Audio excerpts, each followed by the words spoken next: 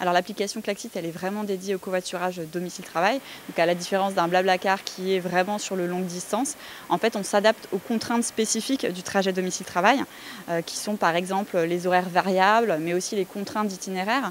Sur un trajet du quotidien, on ne va pas pouvoir faire un long détour, puisqu'on va vouloir quand même se rendre rapidement sur notre lieu de travail. Et c'est aussi pouvoir gérer le partage récurrent de petites sommes, et c'est possible aussi sur l'application. C'est un partage de frais qui se fait entre conducteurs et passagers à hauteur de 10 centimes d'euros par kilomètre, mais on s'appuie également sur des opérations de financement des trajets afin de pouvoir assurer une gratuité pour les passagers et leur permettre de covoiturer sans frais supplémentaires par rapport à un pass transport par exemple. On travaille avec des entreprises très diversifiées à partir de 500 salariés sur un même site.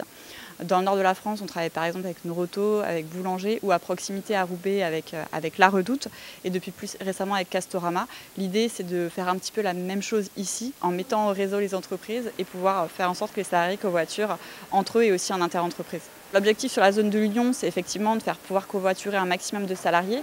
La première année, c'est un projet qui est porté du coup par la SEM Ville Renouvelée avec une première phase de test. Et l'idée, c'est à 1 an de pouvoir vraiment généraliser l'application sur toute la zone de l'Union.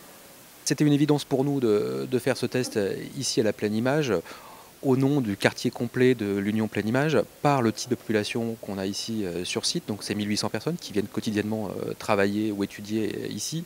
Ça me semble évident de tester auprès d'eux, parce que c'est une population assez early adopters sur ce type de dispositif. On a déjà beaucoup de gens qui covoiturent sans application. Alors, comment avec une application on peut démultiplier les faits.